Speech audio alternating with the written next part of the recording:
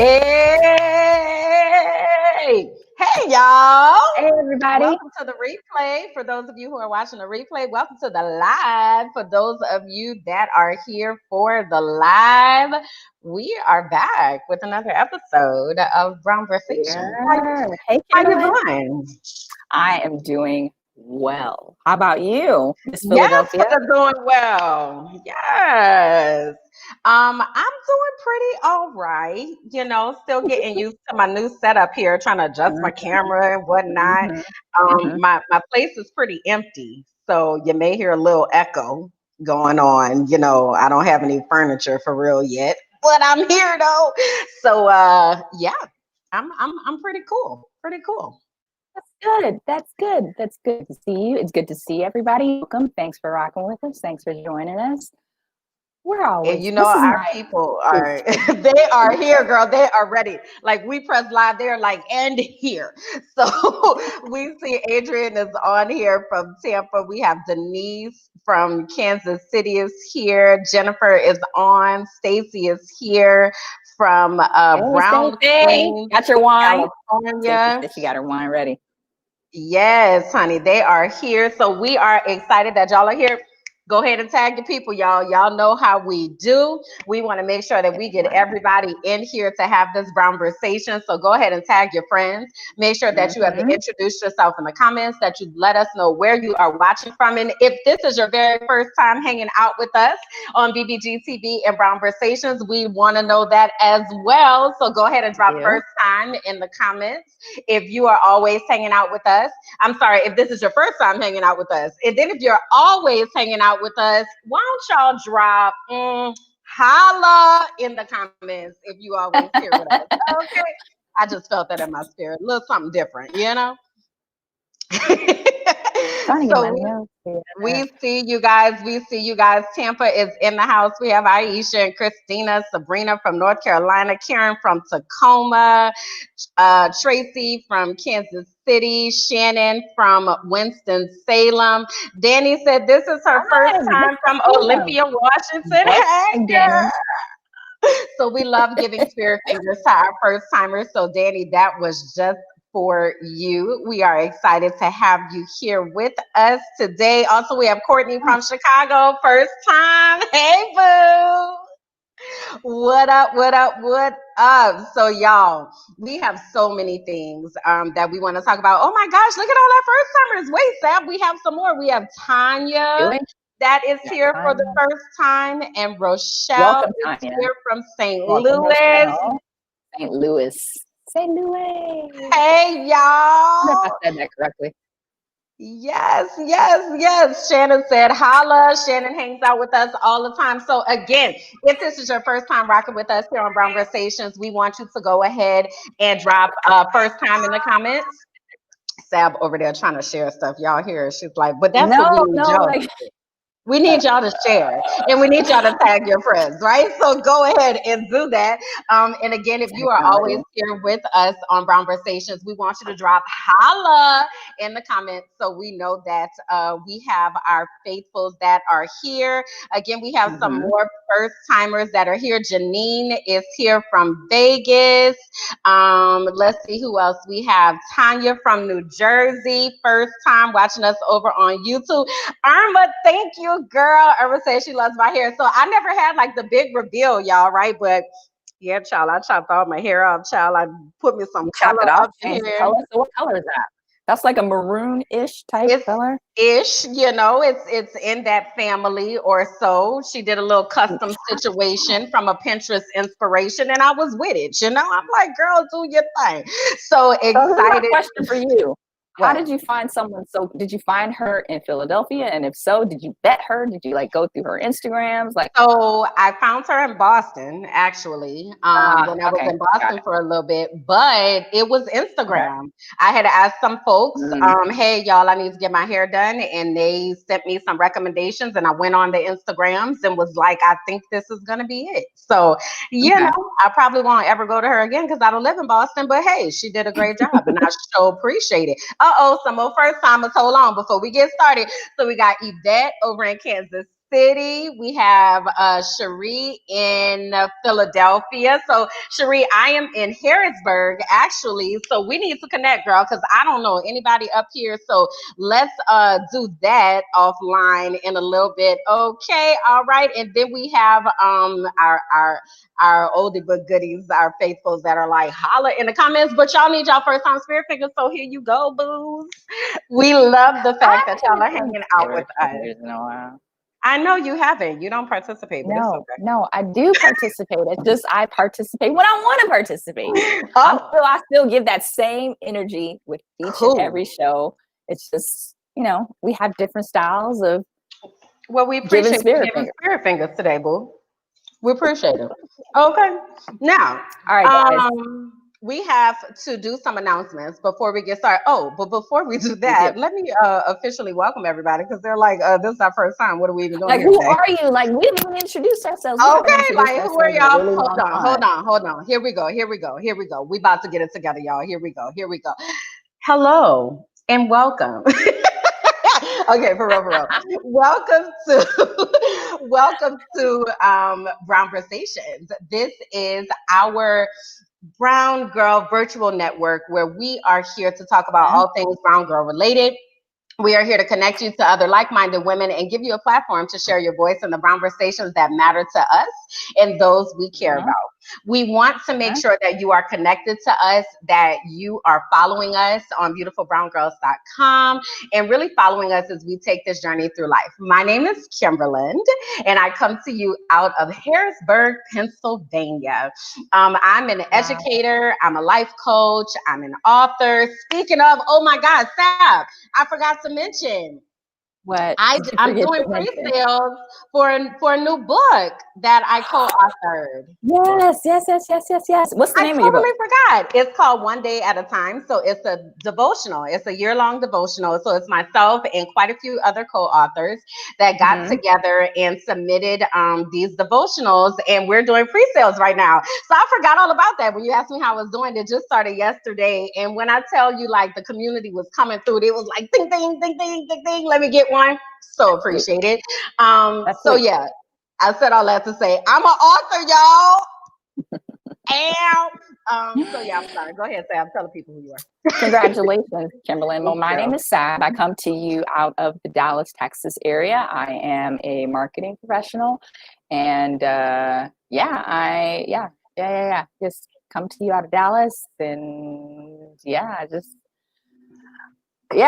like Kimberland is on 10. I am on 8.5. I'm getting there. I got my wine, I got my water, and my wine. Can I literally tell y'all, as we were texting for the show, I'm still on the road. Like, Dallas traffic is texting and driving, were you? No, I wasn't texting and driving. I was seeing no. I was seeing the text come up, and I'm just like, I'm still on the road, and so I came in, got so yeah. Well, I've been off all day. Happy to be I haven't here. started my new job, so that's probably why I'm on 10. So we'll see what this looks like next time. I might be at like a chill 6. I don't know. We'll see. But but no, you're all good. You always bring the energy, so it is good to go. All right. So one last time, again, want to make sure before we get started that you all go ahead and tag your friends in the comments, that you share the broadcast on your page.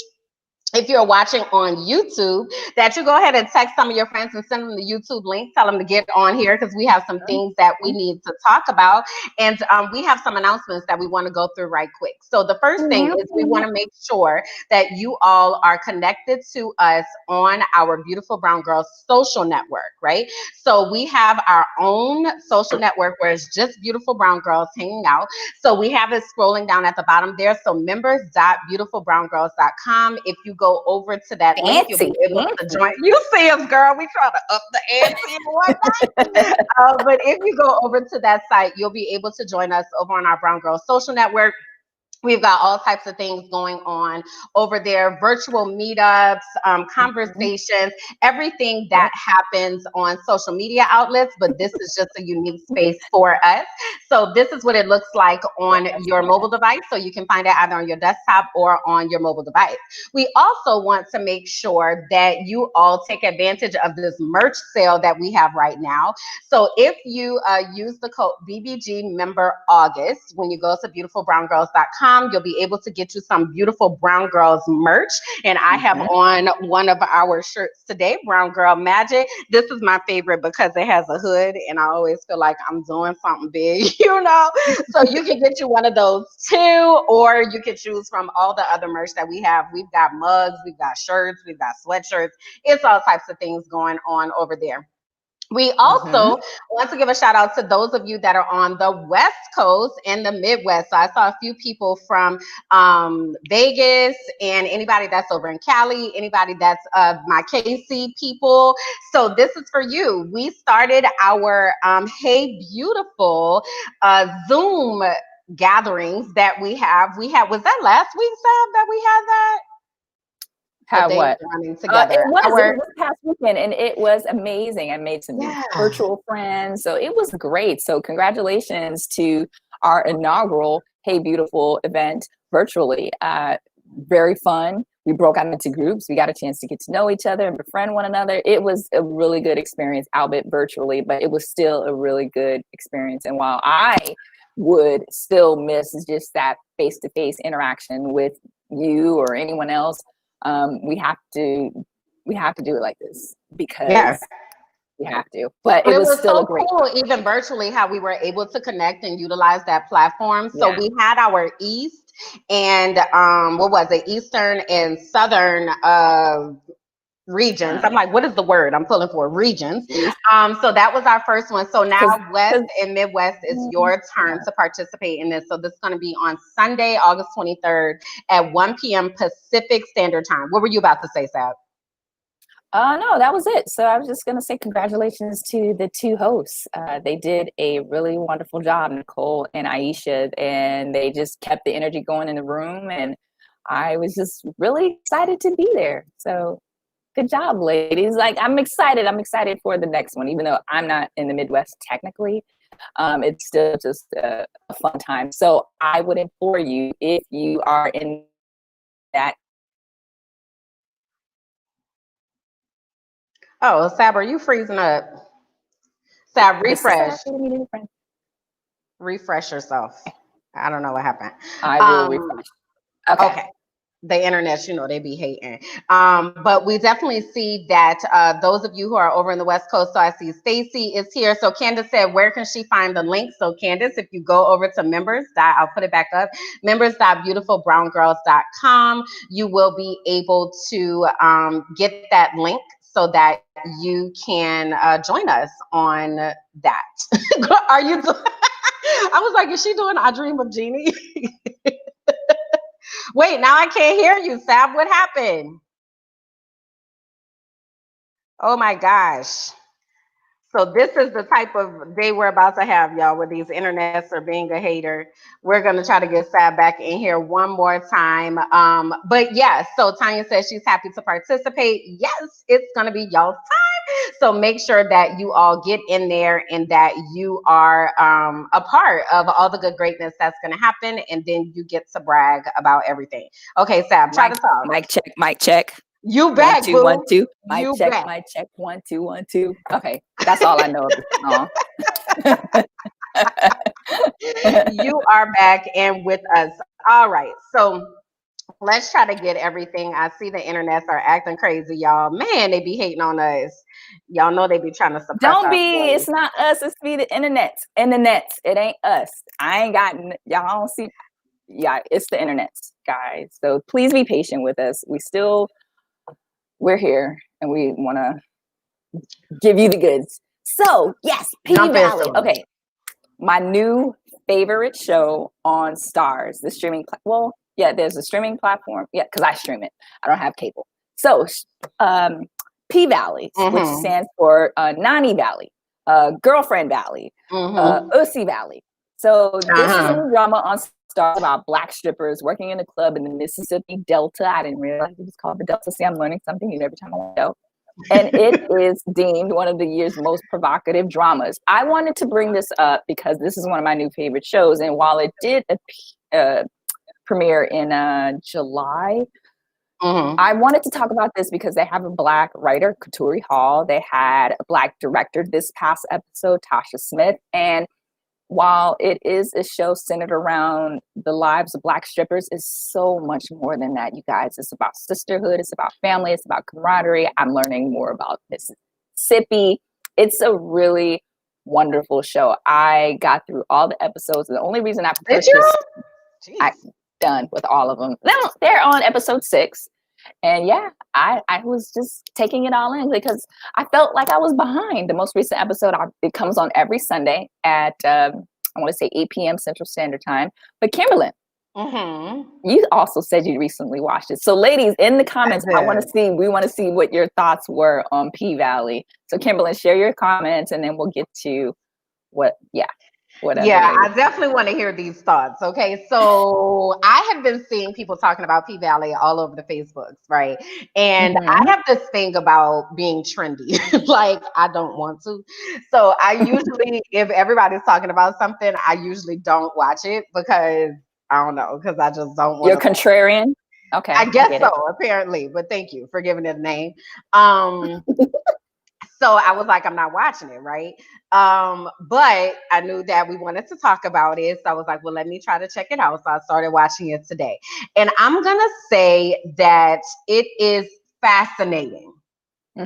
Okay, so that's the word I'm going to use. I do echo Irma's sentiment here in saying that she wants to get a poll. Now, I have been known for giving a lot of respect to strippers, right? So I respect their craft, okay? Especially when you're talking about this pole work, okay? Because one of my friends was getting married and we had like a pole party, and child, that is some real life exercise. Like, and your girl ain't got no upper body strength, right? So that is just not my calling, okay? So I'm literally sitting there in amazement, like watching them like, God, this is talent, okay? I do appreciate the themes that they have within the show. And as Sab said, it's not just about stripping. You know, there are all types of other themes that are there. So I do appreciate the themes. What I can say, though, Sab, is the acting is a stretch for me now. Like, I like it. I get it.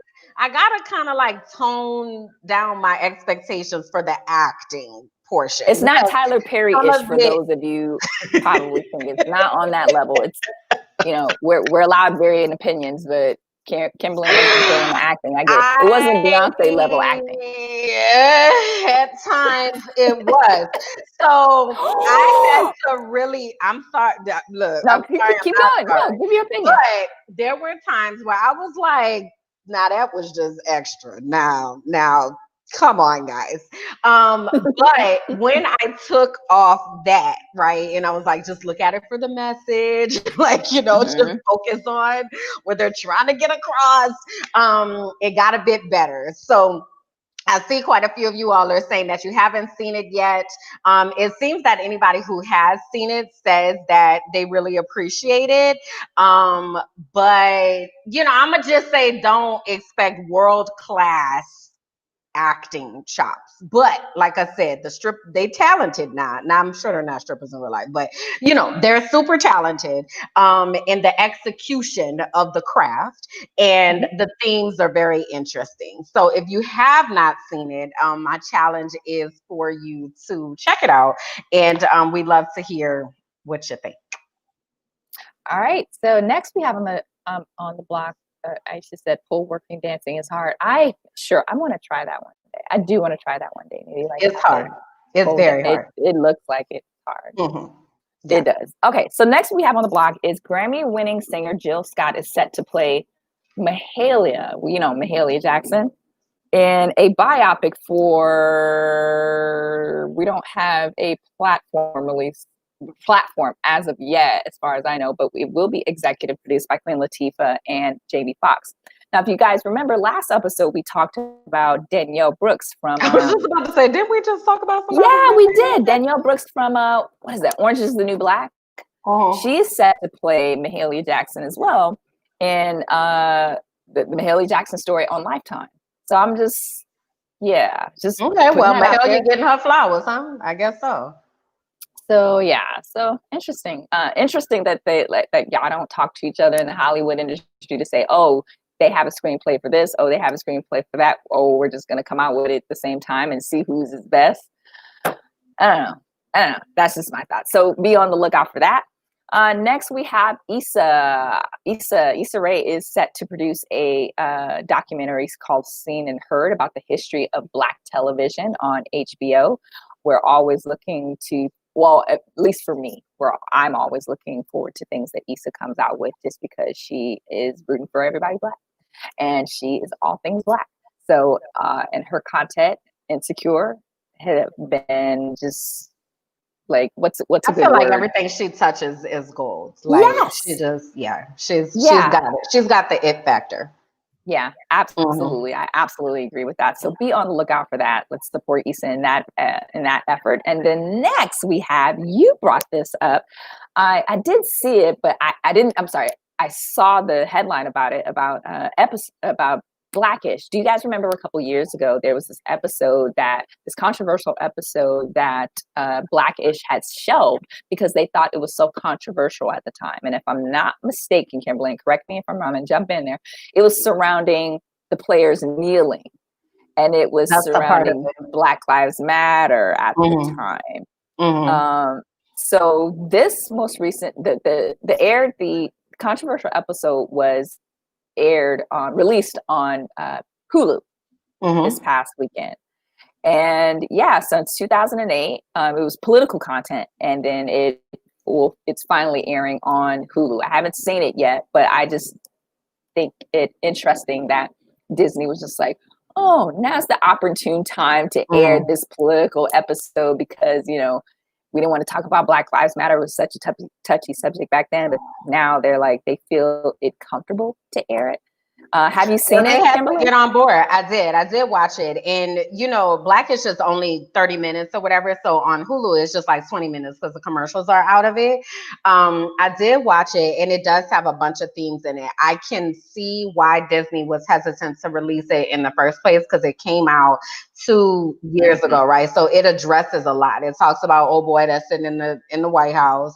It talks about President Obama. It talks about players kneeling. It talks about the response to the hurricanes that had happened. So it really just talks about the climate and the racial unrest. And I think Disney was in a situation where now they can't stick their head in the sand anymore. And they had to be like, okay, well, let's go ahead and put it out. So it's definitely worth a watch.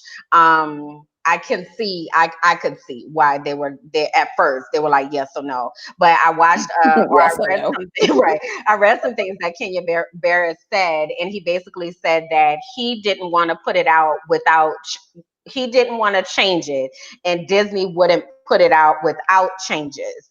So that was the creative differences that prevented it from coming out in the first place. But now they came to this understanding and agreement. So if you want to watch it, it's under season 5, and it's the last episode in season 5. So they didn't put it in this season. No, it's not like it's not like a special, you know, hey, we just released this episode type of thing. So I had to like scroll, and I'm like, where is it? Okay, it's there. And I'm like, okay, where's it? Okay. So it's in season 5. And yeah, Teresa said all those topics in one episode. Yes. So it's kind of, they just throw them in, and that's why I said I could see that it was a lot. But it's definitely necessary, and it's still so relevant to what is happening right now. So definitely check it out. It was worth the watch. Again, it's only 20 minutes. So check it out and let us know what y'all think. All right. So next we have, so there is a Black Bachelor. I'm laughing because I'm like, why are we? Sab, why is this? Go ahead. There's a Black what? There's a Black Bachelorette. We have our second day. Not we. They. What? Well, anyway, we have our second Black Bachelorette, if you are into the Bachelorette series, or if you're into the show, then you should be excited that they have their second Black Bachelorette. Do you watch the Bachelorette? Do y'all watch the Bachelorette? Absolutely do not. I don't even watch that show. Like, absolutely do not, because it's always white people, and I just be like, yes, absolutely do not. The only person I know is the first one, Rachel Lindsay, and because she's in Dallas. She was the first Black Bachelorette, and she actually has a podcast that I listen to with Van Lathan. So, the second Black Bachelorette, her name is Tasha Adams. She's a 29-year-old Sacramento-based hairstylist. She Black and Hispanic, just throw that out there, but she's considered Black. But if you are into watching The Bachelor, then you should be excited to know that they have their dos Black Bachelorette. All right, next one. Unless you have something to say about this, Kimberland. I don't watch the show. I appreciate the fact that she is. Somebody said no thanks. That she is a bachelorette. I just don't feel like the show is created for us. So I just never really watched it. But go Tasha, girl. Yay. And maybe they're trying. You know what I always wonder about stuff like this? Then we're gonna move on. What? If they're trying to get a new market, if they're like, yes, they have a Black Bachelor. I don't watch it, so I'm sorry. I didn't. Think about that, guys. Like, if you're gonna watch it with a lot of caution, because they have a Black Bachelor this year, and all of a sudden they have a Black Bachelorette this year. It's like, come on now, can you be so? What's the word? It's just so obvious. Trendy? It's just so like, yay, Black people. Yeah, trendy. Perfect word. Yeah. Perfect word. Moving on. All right. Yes. Moving on. So the Democratic National Convention. Wait, you forgot about Alicia Keys, girl. No. Oh, okay. So, okay. Oh, okay. Sorry. I realized what order we were going. No worries. Look, so we got. Did we have a show one time though where I talked about Elf Cosmetics and how much I love them? That was probably a couple years ago. Elf or L? Yeah, Elf. Cosmetics. They sell them. Well, they started selling them at Target, right? But now you can find them in different places. But Elf Cosmetics is like a budget cosmetic line of cosmetics and brushes. So you can get like a whole brush set for like $10, like all the brushes that you need, right? So I love Elf Cosmetics. Like, love. My primer is from them. My eyeshadow palette is from them. I really like Elf Cosmetics, and I was happy to hear that Alicia Keys is partnering with them. And they are going to be releasing some new things with Elf Cosmetics. So if y'all have not found Elf and weren't really sure if the products are good or not, I'm going to tell you, they're pretty quality. So I'm looking forward to seeing what she is going to put out in partnership with them. So I'm not. You're not. And what? You're not looking forward to it? Not her line, just because she's on this whole I'm natural and I don't wear makeup kits. So if you want natural, the reason is because she's like, if you want a natural face like me, when she has thousands of dollars and she has people specifically taking care of her skin to make her skin look a certain way without the makeup, and then she wants people to believe that she's used these. No, I don't need to go into a tangent, but I'm not a fan of it. Get your money. Dang. Yeah, I mean, I like how you are an advocate for Elf, but I wouldn't be buying her line necessarily, just because her brand for me just doesn't align with what she's trying to push out there. That's just my thought. Next. All right. So this is interesting, and I'm really looking forward to getting the community's thoughts on this particular subject, because COVID-19 is still a thing. Has not gone away. I don't want to say it's not going away, but it hasn't gone away. So the U.S. government strikes a $1.5 million deal with Moderna for 100 million doses of its COVID-19 vaccine. So 45's administration has reached a deal with Moderna to manufacture and deliver 100 million doses of the company's COVID-19 vaccine once it's approved. Currently, the U.S. is making the vaccine right now before it's even approved by the FDA. I just want to put that out there. And Russia approved is approved. They made their own vaccine. It says Russia approves world's first vaccine amid skepticism. So Russia came out with a vaccine. The US with Moderna is coming out with the vaccine. And my question to you, community, Kimberland, would you take this now? Like, would you take this? They probably was like, Kimberland froze. That's a negative. I am not taking anything experimental. I'm the type, I just remember, so I told you at the top of the show, like, I don't like being trendy, right? Okay. So I am not an experimenter, like, and I'm not going to be experimented upon. So I feel like this is an experiment. So I like to sit back and be like, go ahead on, you do that. Yeah, you go first. What happens? Yep, you go ahead first. And let me know how that works out, right? Yeah, and you know, again, this is Kimberland's opinion. This is not the opinions of Beautiful Brown Girls or any of our affiliates. I'm straight. I'm good. Yeah. We've been looking for this. We've been pining for a virus, and now that they have one, I'm sorry, for a virus. Why did I say for a virus? For a vaccine. So why the apprehension? Is it because of the timing, or because it was so quick, or is it because of Russia? I'm not okay. Don't factor in Russia. All of that. I'm sorry. All of that. It's because it was so quick. It's because it was so quick. It's because of this virus. It's because I don't trust the government. It's because of Russia. It's because I don't want to be a guinea pig. It's because no.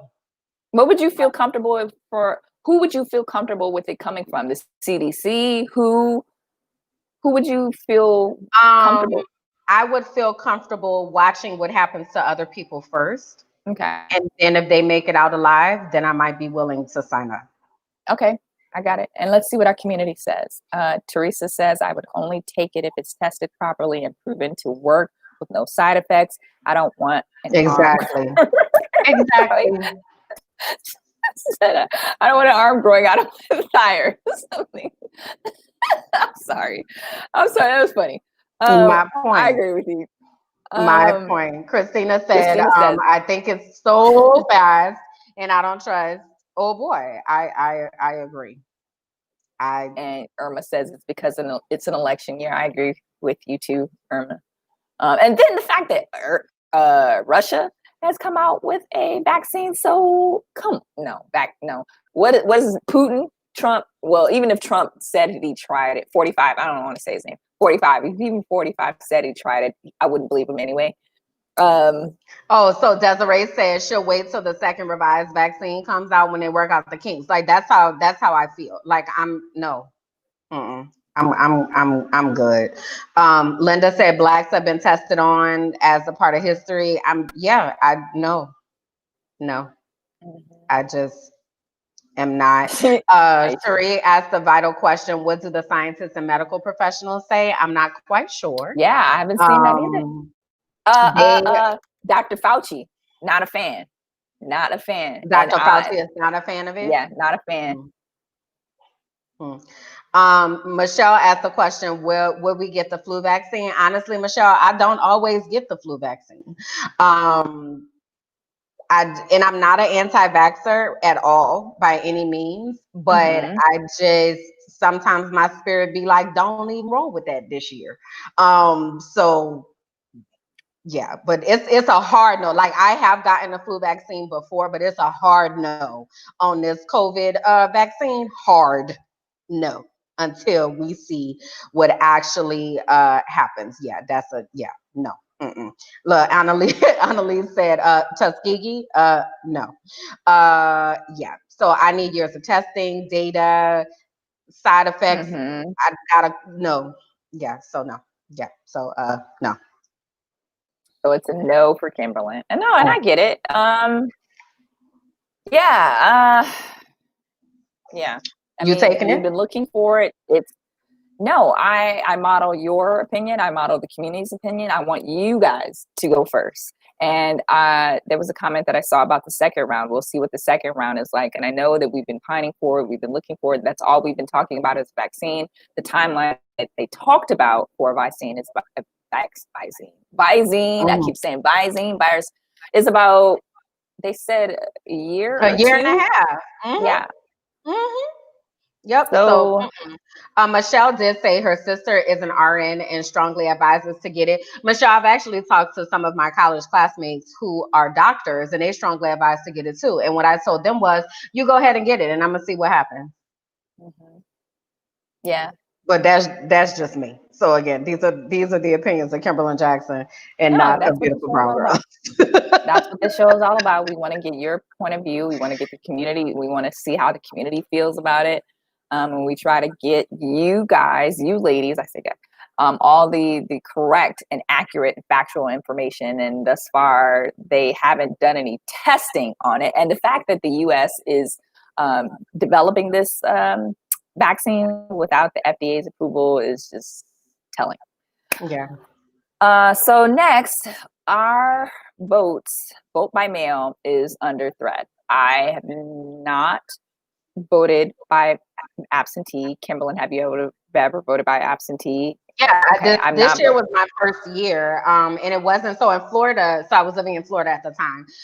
In Florida, they do not make a distinction between absentee and vote by mail. So basically, you can just request a mail-in ballot and you get sent one. So this was the first year that I did vote by mail, and it was really because I wanted to have some time to do research, especially on all these judges and the local candidates for our primaries, because it's a lot popping off in Tampa right now. Any of y'all that are down there, listen, holla at your girl, because I got the tea. But anyway, so as I've said, everything with the Postal Service is under attack. And we ran across this tweet by our forever president, Barack Obama.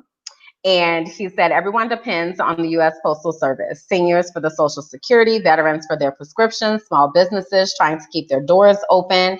They can't be collateral damage for an administration more concerned with suppressing the vote than suppressing a virus. So yes, 45 said that he opposes emergency funding for the U.S. Postal Service, and he's holding back funding from the U.S. Postal Service. So this can greatly impact how, and if you decide, I consider absentee ballot and mail-in ballot the same thing, but this can greatly impact if you decide to do mail-in, because it blows my mind that we're in a pandemic and we're trying to keep people safe, and the most safest way to do it is by mail-in ballot. And it says also, I wanted to put out there that the U.S. Postal Service has plans to remove hundreds of high-volume mail processing machines from facilities across the country, leading some postal workers to feel that they may have less capacity to process mail during the election season. That's scary. They're removing, I've seen that they are removing actual postal actual mailboxes. Yeah, the actual in the picture that you have up, I've seen that they're removing those, and this is insane, you guys. This is insane, and it's just like they're literally in front. 45 is telling you he wants to sabotage the election so he can win. This is blowing my mind. This is So I don't know if this is not all that happened, though, because I want to make sure that we kind of get the gravity of it all. So removing mailboxes, they have been removing mail sorters from different facilities, right? Yeah. But defunding the Postal Service, but they're also restricting overtime. So somebody put up here that the Postal Service moves like 5,000 something or other pieces of mail a day. I lost the comment, but here it is. The USPS carries or delivers 5,011 pieces each day, right? So the Postal Service has been being defunded for a while now, but he's making a concerted effort to defund the postal system. So having said all of that, our question for you all, and I saw a couple of you say that you are going to walk in your mail-in ballot. What do y'all feel comfortable doing in November, right? Because by the time, this is just the beginning. So by the time that November gets here, no telling what attack he's going to launch. So it's really important for us to have a plan for how we are going to make sure that our vote is counted. So we wanted to just kind of get a sense from you all of what you think you're going to do. So I see here Christina says she's going to be in line and she's going to be masked up. Karen said, oh wait, hold on. Karen said we need to carpool to cast our votes. So when I was in college, Sab, y'all probably did this too, is we would have like rides to the polls to make sure, you know, that everybody got to the polls. Jennifer says she typically votes absentee and never had a problem before, but she doesn't trust him. This is a whole different time. It is. Janine said, drop off ballot for me. Folks have been found to be hiding mail in their homes. Wow, I never heard about that before. Interesting. Annalise said, I received my ballot info in the mail the other week, but something about walking in to vote. Proud. I'll stand in the line. I don't want to hear any fraudulent behavior. My vote will count. So I wanted to say, oh, well, I'll wait till you. Annalise, I'll pin it. I want to put a pin in Annalise's comment. Okay, let me go back to it. Go ahead and say what you were going to say. No, I was just going to say that anytime we vent out and talk about these things, I always want to try to give a call to action. So my call to action for you is to, one, obviously make sure that you're registered to vote. Oftentimes they try to purge you off the listings. If they did that to Stacey Abrams back 2 years ago, the person that was actually running for election, they purged her off the ballot. So make sure you are registered to vote. And then vote early. So Annalise said that she received her mail-in ballot, and I would say, Annalise, send it right back. Send it right back, because on it. Send it right back. And election day for us is not November 3rd. And I say that because we can't be Susan and Karen and go in November 3rd in our suburbs and think that it's going to be easy and seamless, because it's not. Lines are going to be long. They're going to make it harder. So just keep in mind that election day for us is not November 3rd. So I am going to early vote. So like in Texas, early voting for us, the last day to register is October 5th, but early voting for us starts October 13th. And then early voting ends in Texas, October 30th. I'm going to early vote. And like Christina said, I'm going to be masked up, gloved up, all that. So I wanted to just say that. Are we able to pull up Stacey Abrams' clip or not? So let's see if we can make that happen. So there's this clip while you do that. There's this clip that I pulled up for the show today that I wanted us to listen to. So we all know Stacey Abrams is the Black woman that ran for governor out in Georgia. And we all know the election was stolen from her, literally stolen from her. So if they can do that to her, they can certainly try to do that to us. And I hear this adage a lot about if our vote wasn't, tell me when you're ready, but go ahead and finish with saying what you were saying. I was just going to say, you hear that adage a lot about if our vote wasn't so important, why are they trying to suppress it? Like they are putting literally millions of dollars behind suppression tactics. And we just need to come out in droves. And I found this clip that I'm hoping that we'll be able to share from Stacey Abrams. Okay, so let me know if you can hear it. Okay. We can hear it. You turn it up. Turn it up. Turn it up. Or pause it. Yeah. Pause it and turn it up. Or turn it up and pause it. It won't turn up. Okay, no worries. So what she was saying in that clip. So I got that clip from, I want you guys to find it. Kimberland, where was that from? I can put the link in the comments. Yeah. So it was the Culture podcast where Stacey Abrams was on there, and she talks about what she went through and things that we need to proactively do to work to win at the polls come November, because voter suppression obviously is a thing and it is real. And she gave us some salient advice on the things that we can do to circumvent the things that they're trying to do. Because Republicans vote absentee / mail-in ballot. And recently, if I'm not mistaken, I think the Attorney General said, what is for me, I can do mail-in ballots, but you can't do mail-in ballots. He said that with his own mouth. I mean, like, it's just the blasphemous of what these, I'm trying to really pick my words. The audacity. They're very bold with the things that they're saying right now. Like, just, I'm like, they're being very bold and forthcoming, but very bold. I think it's kind of just their boldness is kind of blowing us a little bit, because we're expecting them to continue to be covert, and they just putting it out there. Like, so I have privilege and you don't. Yes, that's exactly it. Yes. We want to make sure that we empower our communities to make sure that, again, we have a plan for what it's going to look like for us, because we know that the chips are stacked against us. So we continue to talk about voting.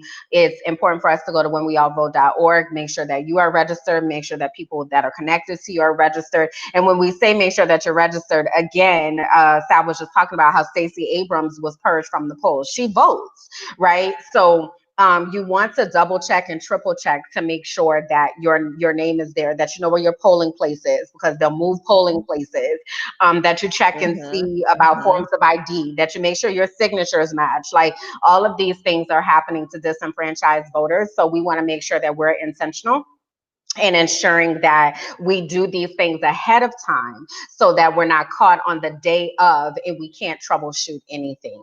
So we'll continue to talk about this as November grows closer, because we already know, again, the ante is only going to get more and more. They're going to up the ante. So we want to make sure, again, that we're empowering ourselves and people that are connected to us, so that we're not caught slipping with everything that's happening. So again, go to whenweallvote.org and check your registration status. And for those of you who were talking about mail-in voting, you are able to track your ballot.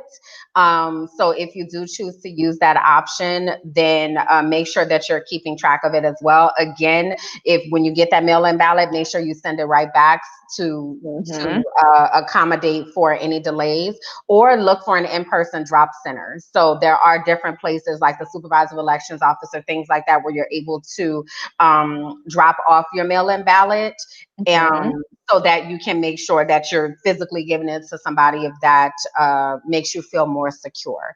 But either way, we want to make sure that your vote counts. Okay, so whenweallvote.org, make sure that you go to that.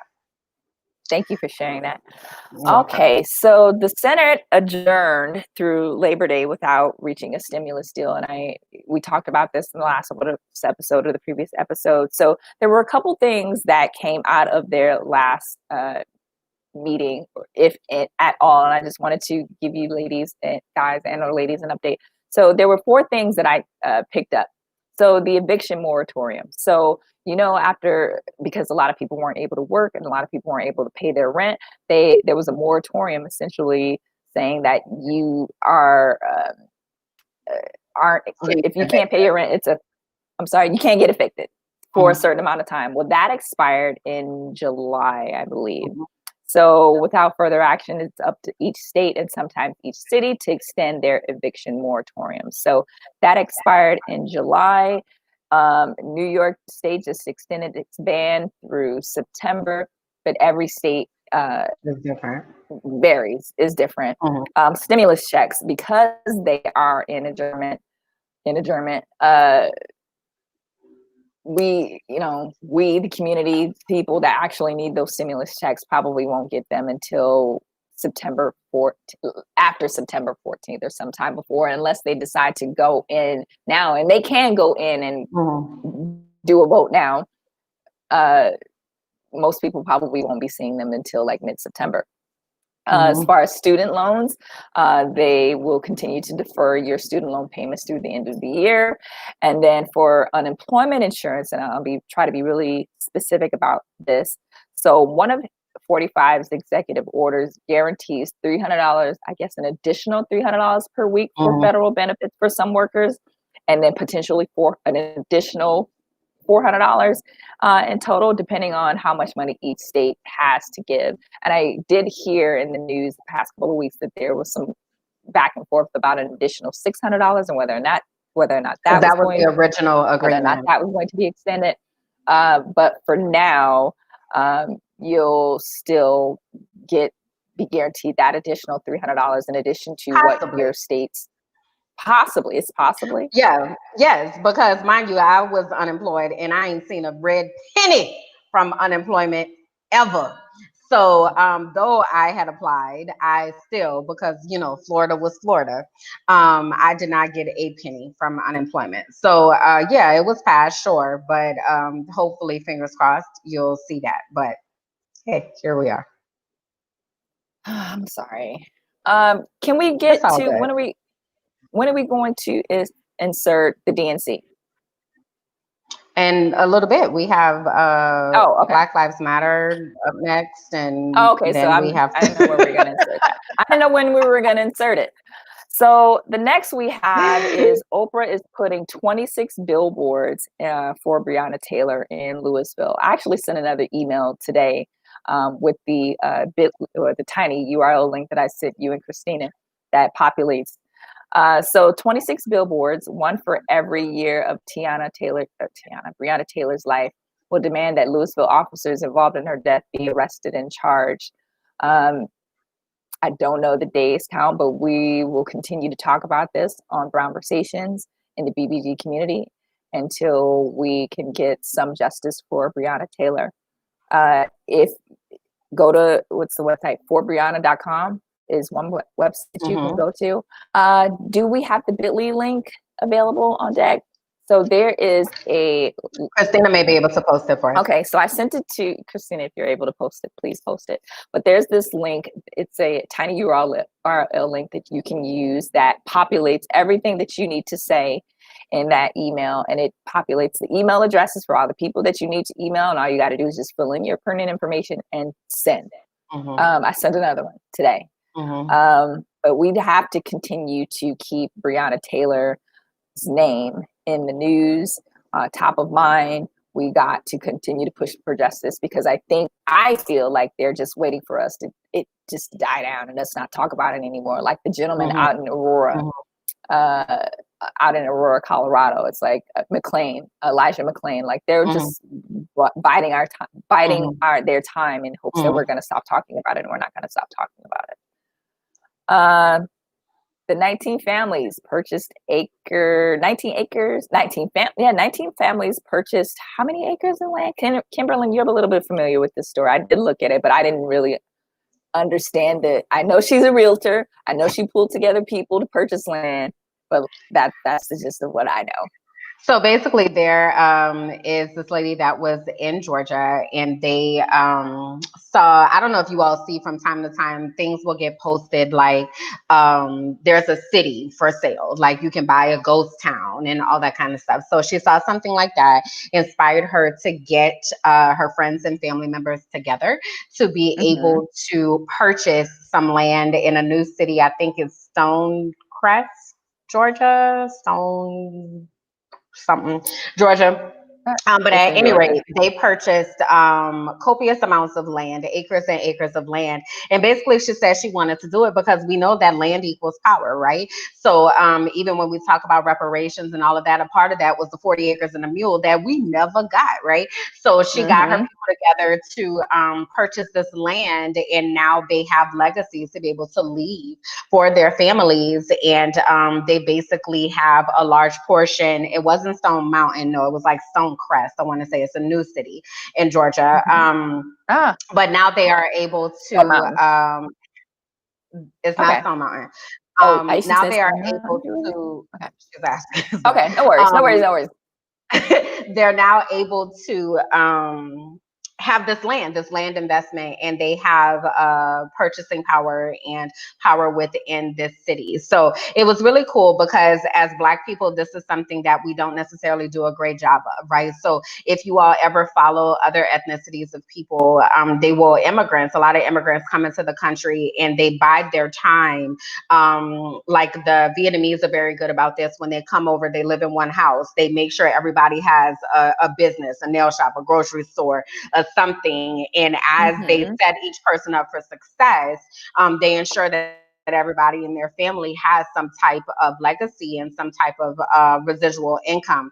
But we, unfortunately, in our communities, don't necessarily do a great job at that. So it was important to her to set her family and her friends up for success. So that is a way that we can empower our communities, really buying back the block, right? Buying up property and real estate, because we know a lot of our cities are being gentrified and all of that. And it's really important for us to make sure that we have a stake in that. So the way that they were able to do it is they went to zoning meetings and they went to county commissioner meetings, right? So knowing the plans are made like 10 to 15 years in advance for what they're going to do with the city.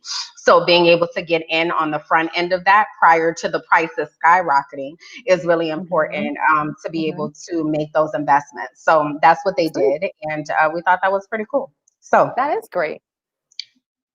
All right. So Black Lives Matter is all over the NBA. I don't know if any of you all watch the NBA. The playoffs are actually starting this weekend. And they have gotten just like if you watching these NBA games, Black Lives Matter is all in your face.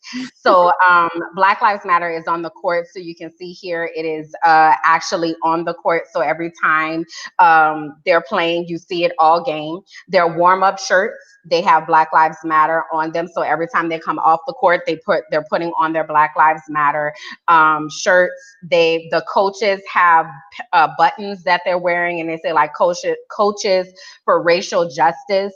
And then on the back of their jerseys, they're able to get customized messages. So this is one example of what it looks like. So some of them say Black Lives Matter. And then these are some other examples like from the San Antonio Spurs. So they can have things on there like justice, equality, enough, freedom, education reform, I can't breathe, power to the people, say her name, listen to us, see us, hear us, respect us, I am a man. So they have like 30 different sayings that they can put on the back of their jerseys with their names or in lieu of their names as they are playing. So it's pretty cool that they've set themselves up to do this. And it said of the 350 players that are listed on the rosters for playing in the NBA, 300 of the players chose to wear social justice messages on the back of their jerseys. So that's pretty cool. They're pretty lit over there in in the NBA. And again, anybody who chooses to consume these games, then they are having to see Black Lives Matter all over the place. So it's pretty cool.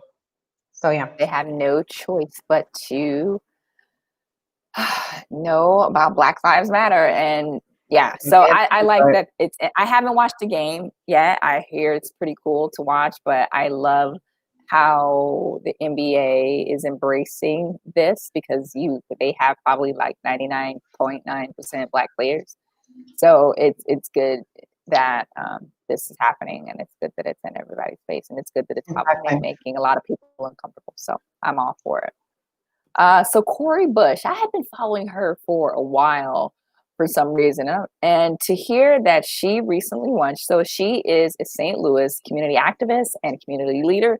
She won her Democratic primary in Missouri. So if she is elected, when she is elected, she could potentially become the first Black woman elected to represent the state of Missouri in Congress. This woman is a community activist. She's a Black Lives Matter activist. So to think that where she started to her defeating I don't know the gentleman's name that she beat, but he was in that seat for quite some time. So it spoke to people in that community wanting change and wanting something different. And I just want to reinforce that our vote is important. Our vote means so much. I mean, we know this, but to see that someone, I want to say peon is a funny word that I want to use, like she's a community activist in the community. And while that, I'm not saying that a community activist is not important, but she is an incumbent. She's a newbie to the scene. And for her to take over and beat someone who's been in that spot for so long because the community wanted change speaks volumes to the power of the Black vote, is what I'm saying. And that's what happened in the last congressional race, right? We had so many in that freshman class of Congress that were able to unseat so many long-standing incumbents. So those of y'all that are watching that are in KC and Missouri and all of that, make sure you tell your people, because we need to get her in there. You know, we need people who have our issues on the tips of their tongues to be able to get in positions of power and to truly leverage those seats at the table. So fingers crossed and good luck to Cori Bush, and those of you that can vote for her, make sure you cast that ballot. And again, go to whenweallvote.org and make sure that everybody's connected to you. Vote so that they're able to get her into office as well. Oh, so, no. Before Democratic National Convention, I want people to know I had it in the Kamala section when we were going to talk about it. Okay. I thought we were going to talk. Okay. So, my mistake. We're on the same page here, you guys. We're just working through our notes here. So, so this is interesting. This has been on, speaking of tongues, this has been on every. So you knew we had to talk about the video. That's the thing. This is WAP. Okay, Cardi B. Is it WAP or WAP? WAP. Is it or WAP? Because WAP. WAP. WAP. I don't teach phonics. I teach science. But nonetheless, WAP. Okay. Have you guys watched it? What did you guys think? Exactly. Like, who saw it and what you think about it? I first heard the song and then I went to watch it. Oh. Yeah, I heard it. Was there a difference hearing it and then seeing it and hearing it? Yeah, when I heard it, I was just like, were you? Okay. Yeah, at first, because I was just like, whoa, they really went at it. And I appreciate it. I am a staunch advocate for Black women and their sexuality. I told you I had a whole group of it, but it was just like they really went in. And then the video, it took me a couple times to actually want to watch the video. So I did watch the video, and it was cool. But I listened to other women's perspective on like just different the water fountain. Like I didn't realize the water fountain. The water fountain at the beginning. Mm-hmm. And like what I heard from that was, because women who were pregnant or with child or had kids understood that meaning, I guess. I was just like, I didn't understand that. But I that, yeah. I don't know. I've never had kids. So is there a think piece on it or something? Like, I guess when you are pregnant or when you have kids, your breasts perk up and they're perky. And so they're more, and I guess in the fountain, if you watch the video, they're perky and up and they're happy and they're doing what they're supposed to do as a woman who is breastfeeding and having kids. I guess. I don't know. That's just what I heard. I don't know for sure. I haven't had any kids. I don't.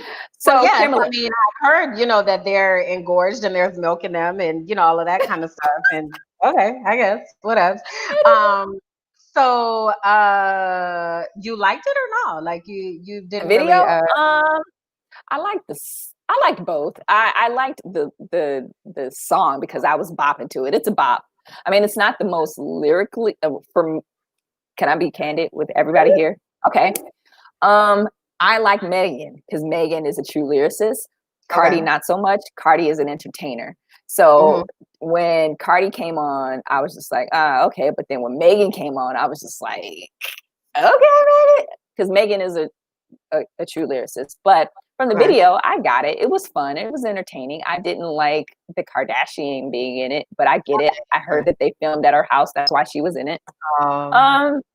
But Before we go into our thoughts on it, Kimberland, what did you think? Community, what did you think? So we can get to it before we there's a lot, so I'm gonna keep putting up comments while I'm talking. So I did see it. I do think it's a bop. I feel like it could have went a little harder, honestly. I wasn't getting the, I want to like get it in type of situation. I like Cardi a lot. And I appreciate Meg. I would say if I had to, like, I'm more a Cardi fan than I am a Meg fan. And I thought that it was cool. I don't think it's meant to be anything deep at all. I think it was what it was supposed to be. So I was just like, okay, cool. It's Cardi and Meg. Like, I expected them to have a shock value to it and like do what they do. Exactly.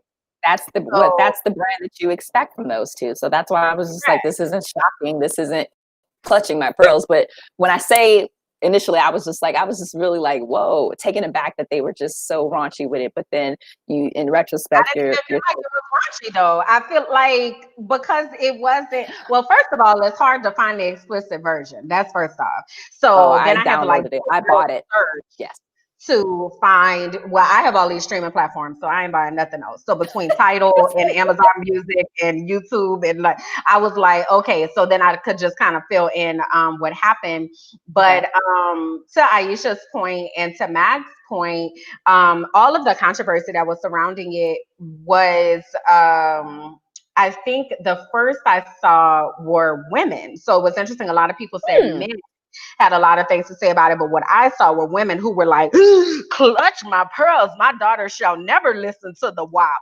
And I was like, why do you have your daughter listening to the WAP? Like, this is not what she should be listening to. This is for adults. And I didn't think that it was any different than anything else that has come out. So like Aisha said, or thinking about anything Cardi has done in the past, or anything Meg has done in the past, or anything that we've got so many songs that even when we were kids that we would sing, and now as an adult, I'm like, why did my mama let me listen to this?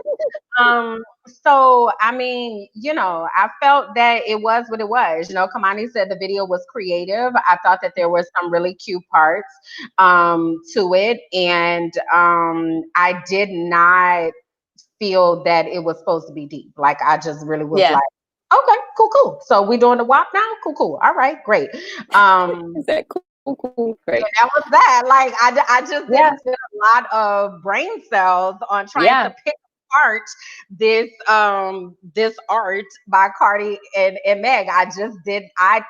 Maybe I just didn't have high expectations, but I wasn't looking at it like, Cardi and Meg are role models for all of the young ladies that are out here, and they really need to be held to a higher standard. This is right in line with their brand. This is what they do. So I was here for it. I was like, okay, what? Okay, what? Okay, all right. Yeah.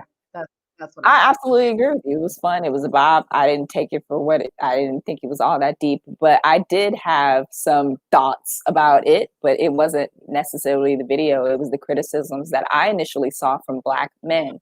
One of the first people that I saw was a reporter out in Milwaukee, where I'm from, and just saw his disdain for the video. So I want a comment from Professor Brittany Bailey. She said, it is always radical when Black women tell us the terms of which they have sex. I don't want to say that word because I don't want to like Facebook to like, Well, I think sex is okay. It's okay. So I made the comment that this comes up every time Black women exert control over their sex lives, all the time. And I say that because this is something that we will constantly have to deal with. Like, this always comes up. It never changes. And women in control of their pleasure. And I had I made a note that said it's about people's, men and women, their own anxiety and their own uncomfortableness surrounding sex with men and women. And I think they're intimidated by women being sexually confident and having power. And it's that's what it is. It's like anytime Black women talk about sex and we're really confident about sex and we're owning, having autonomy over our sex lives and our sex, it's such a thing. Mm-hmm. And I'm just baffled by that. So the question that I want to pose is, how do you feel about Black women's sexual confidence constantly being criticized? Mm. We heard this, remember when Left Eye came out, when she used to wear the condom over her eye, and then Salt and Pepper came out with Let's Talk About Sex, and what's some other sex songs that were like people clutching their pearls? And it's always Black women. When I don't know any sexual white woman songs, but like when they got Miley, like this is stuff that we do. Like people just do this. I don't want to dop. I don't want to dop. Having a WAP. Oh, I'm like, what? Correct. Having a DOP, context, having a DOP is not. Let the record reflect that if you have a DOP or a DAP, however you want to pronounce it, that is unhealthy. Okay, and you need to go and figure out what's going on, and get some assistance, right? Or you may have gotten to an age where you need some assistance, and that's okay too. But don't just ignore it. Okay, that is something that we need to make sure that we take care of. So they're giving you some options of songs here. My Neck, My Back by Kaya. Put it in your mouth. Put It in Your Mouth. A personal favorite of mine is Slob on My Knob. Uchiwali. Yeah. Uchiwali came but that's a man song. It doesn't matter. It's still about the sex. Tip Drill is another song. We're talking about women's sexuality songs for women. But what we're saying is that people talk about sex, right? So the song is not an outrage. Now, to your question about women talking about sex, we have in our past episodes of Brown Girl Boss, we had 2 Brown Girl Boss shows where we talked about sexual agency and talked about owning our sexuality with Avion Whitney and Afrosexology. And what I can tell you is that combined, both of those had over 400 women that were registered and attended to have those conversations. So I really think it's just a matter of us owning it and being okay with it, and just it is like it's a part of life. That's how we all got here. Okay, I don't know if anybody like told you that, but hey guys, ladies, that's how we got here, right? So it's all good. I think it's time to remove the outrage and us just really own it, and don't allow just because somebody put something at your door to pick it up and bring it inside, right? These are not our young girls role models, right? This is where you as a parent, you do your job as a parent. And if you don't want your little girl listening to it, then don't let her listen to it. You know what I mean? Or have the conversation with her about what that means, right? So I'm a strong advocate of using the terminology for these things, right? So that's why I said there's nothing wrong with saying sex. There's nothing wrong with calling body parts what body parts are, right? That's what they are. So I think a lot of traditionalism and religion has caused us to be in these positions where we think that is something that has to be hidden. So that's my 2 cents. And our community is throwing up songs still. And Desiree, we as women must continue to be pro-sexuality, and let the next generations know that it is okay. And what were you about to say? Desiree's comment about Madonna's whole career was based on raunchiness, but when she said it was considered female empowerment. But when Black men do it, it's controversial. Absolutely right. I don't think, Kimberland, that is going to ever go away. I think there will always be this tinge of people being so uncomfortable about Black women exerting. I just don't think that it will ever go away. We're going to constantly have this conversation, and we just need to constantly reaffirm that we're okay with sex and talking about our sex lives. We don't have to. In spaces that you feel comfortable. So have a space, create that space where you feel comfortable to talk about it. It's not this taboo back thing. And know that anything that we own as Black women is going to make people feel uncomfortable. So my response is whatever. Get over it or don't listen. Have a good day. Right? Put it in your mouth. What you've been waiting for. And your Remember that song? Oh, I like that. I'm gonna go ahead on and go to where you've been trying to go the whole show. Yeah. So because I just got an alert on my phone. So the Democratic National Convention is tonight. We aren't going to hold you too long because Michelle Obama is one of the speakers for tonight, and I definitely will be tuning in for that. Michelle Obama, along with so you can tune in if you want to watch let me pull it up on my phone. You can watch it at Kimberland. If you get to it before I do, let me know. I don't know what you're about to say. No, the website where you can watch it. Demconvention.com. Oh, demconvention.com. I was just gonna go on to CNN. But I know that you we wanted to go on record as saying the reason why we had Joe Biden in here is that Joe Biden keeps saying ridiculous things, right? And this seems to be a pattern with Joe and the way that the things that come out of his mouth, right? So he was in the news, for any of you all that didn't hear, for sticking his foot in his mouth again. He said that Black people aren't diverse in comparison to Hispanic people, and we eye roll it all, and just Joe is Joe. Yeah. So we are very excited with the National Convention because he finally announced. We said Michelle Obama because he finally announced that Kamala Harris is his choice. We're like Michelle Obama, no. That Kamala Harris is his choice for VP. So we wanted to ask you all how you feel about Kamala Harris being his VP choice. We know that when she was running for president, that we had very up and down reception to her, right? And there was a lot of opinions that were flying around about Kamala, and it was a lot. So now that she has been tapped as the VP candidate, we want to know, have our feelings changed, or what do we think about this election, right? So does she energize you as a Black vote? Does she energize the Black vote? Does she energize you? The Black woman vote, the Black vote, does she energize you? Yeah, like you said, Kimberly. Right. So there are some things that we wanted to kind of just illuminate about Kamala to help us get to know her better, in case any of us have not really spent a lot of time researching her and getting to know her. I can say I am personally excited that he chose Kamala. I was not a huge Kamala fan at first.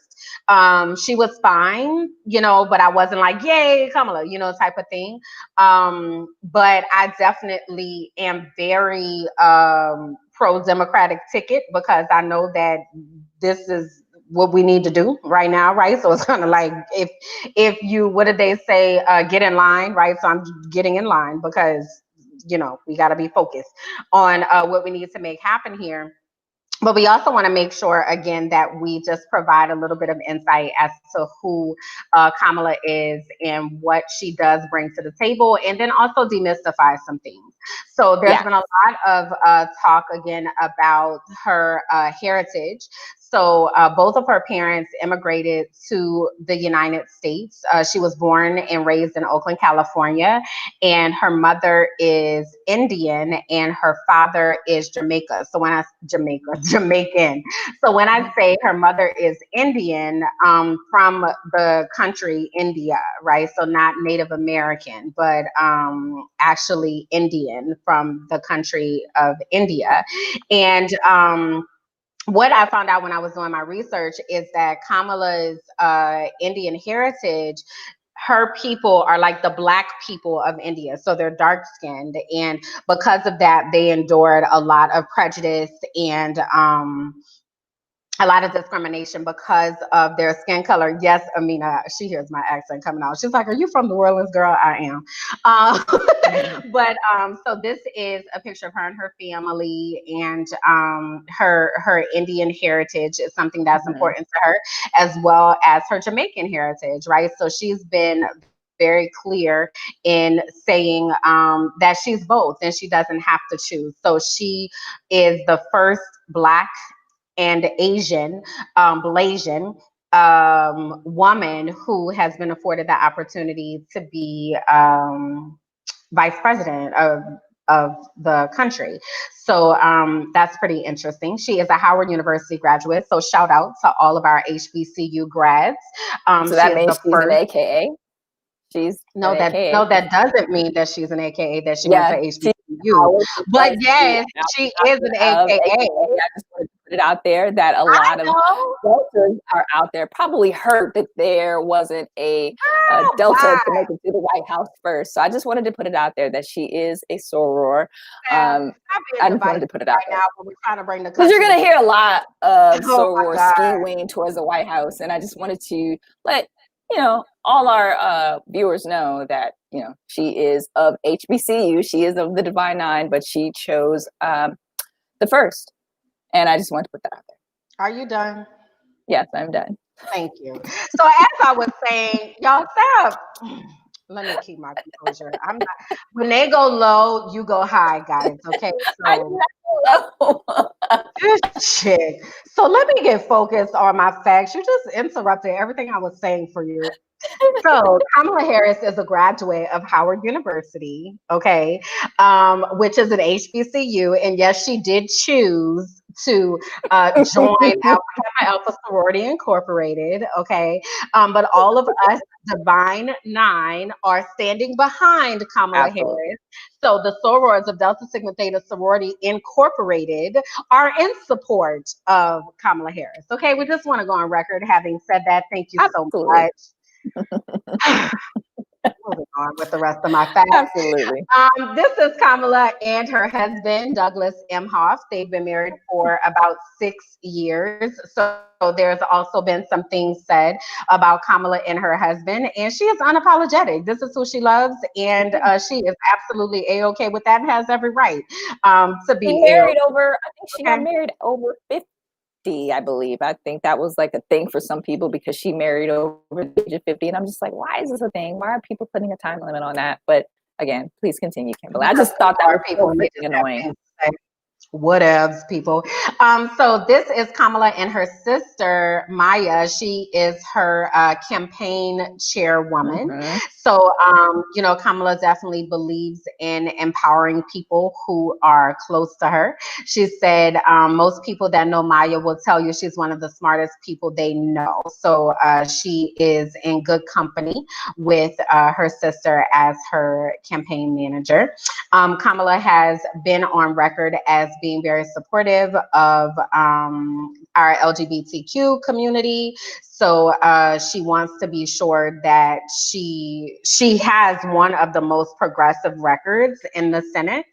And a lot of people have been jumping on board with all of these memes and things that are just not true. And Sab's going to speak to a little bit of that. But she officiated California's first legal same-sex marriage, and she said that she supports this community, so that's important for her to go on record about that. Okay. She's also an author, so she has some books out, and I'm certain that some more are going to come out as she continues to trailblaze and do all the things and talk about all of the things that are super important. So if you're interested, you can check out some of her books here. And then she has a very interesting musical selection. So I'm going to make this solo. What is this? Yeah, one of her playlists. So this is a playlist that she put out, and this is just one of the pages. It's almost, I want to say 40 something songs on here. 46 songs that are on here. So this is just a screenshot of the first page, but you can see the Tribe Called Quest, Notorious Big, Lauryn Hill, Childish Gambino, Andra Day, Pharrell Williams, other people that she has, Jay-Z, Despicable Me Happy. I love that song. Nicki Minaj, Stevie Wonder, Nina Simone she has on here, Janelle Monáe, Kendrick Lamar. So she has quite a great taste in music. So that's really cool. And she loves to cook. So she said that if you are looking for her, one of her favorite places to be is cooking. So when she has free time, you will find her whipping up something in the kitchen and getting it popping. So just some facts about Kamala Harris. Now I know you did want to point out a couple things about her record and some stuff that have been being said. Yes. So thank you for all of that, Kimberland. All of those are just so positive. And I wanted to bring up some of the criticisms of her as a attorney general and as a DA. And a lot of people, not a lot of people, but I've seen in the comments, a lot of people have looked at Kamala as just as a cop. So yes, she was an attorney general. One of her campaign slogans was she was the top cop. So I wanted to address, she was a DA in San Francisco from 2004 to 2011. She was an attorney general in California from 2011 to 2017. And she's currently served as a junior senator. I don't know what that is like right now, but I want to point out that she is a politician. And with that doesn't come with perfection. Like you hear a lot of commentary about whether or not she was progressive enough as a prosecutor. Her record will always come into question. Things that she did, like I said, she called herself the top cop, but I want to tell you what the role is of a prosecutor, because the role of a prosecutor is the most important role in the courtroom. It's not the judge and it's not the defense attorney. So the role of a prosecutor is the most important and most powerful person in the courtroom, because they make all the decisions on whether or not to bring a case. They make the decisions on whether or not to dismiss the case. They make the case in front of the grand jury, and they also make the sentencing recommendation case. So they essentially run the show. And she has become more progressive since she has become a senator. And I know a lot of people have questions about one in particular I wanted to say. So there was something so she became more progressive with her 3 strikes law. So in California, they have this 3 strikes law where, 1 strike, 2 strike, 3 strikes, you go to jail, you get a felony, you go to jail forever. But Harris required that under California's controversial 3 strikes law in San Francisco, that district attorneys could only charge for the 3rd strike if the felony was serious or violent. So since she became a senator, she took a stance on police reform bills that she tried to push forward that were equality reform protecting black and brown people. So one of the things that I look for just in a person and in a politician in general is maybe they were one way at some point, but they've evolved and they've progressed and they've changed. And she has certainly evolved as a senator, since she's become a senator, excuse me. But I do want to talk about one of the myths. It was a meme that I saw circulating on the internet that Kamala Harris was a prosecutor who refused to charge the police in the murder of Oscar Grant. Not true. Not the same Kamala. And Oscar Grant is the one who was depicted in Fruitvale Station. Yes. Thank you for that, Kimberland. And another criticism is in her 2009 book, she wrote in her book that she felt comfortable with more cops being on the street. She ran a law and order ticket. So for a lot of Black men in particular, her being a prosecutor, this is what I've researched, this is what I saw, is a troubling thing. But again, like, she's evolved, and that's what I want to see. And I would think that that's what you would want to see in your politician. Also, as an attorney general, she instituted this program called Back on Track. And it was in 2005, and the goal was to reduce recidivism, reducing, the likelihood of men or women, going back to jail. So making sure that young offenders can re-enter society with jobs and school, and helping them, first-time drug offenders, get a high school diploma. And so, yes, she's had she's had some criticism. As you know, they're going to pull up a lot of stuff. And I just implore you to do your research and to see if these things are true, because they're going to have a lot of memes, a lot of negative commentary, but the idea that they're questioning her Blackness, they did this with Obama. This is what we can expect. But there was this comment that I was battling on whether or not to bring it forward, and I'm just going to bring it forward. It's a comment that I saw on social media from a young lady, and it said, the saddest, most disappointing of attacks will come from Black women. That's going to be painful for a few reasons. That some of us Black women will not take the time to enjoy the historic and long overdue moment, regardless of what we think of her.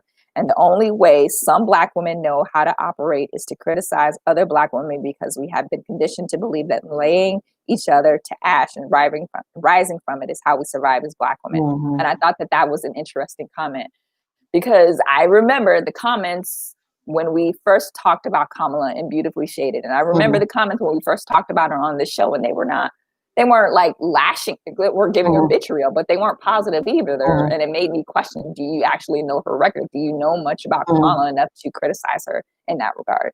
So I just, again, want to implore you to do your research. And I hope that what Kimberland has shared today, Kamala, I keep calling her Kamala. I'll get it right, because I'll get it right.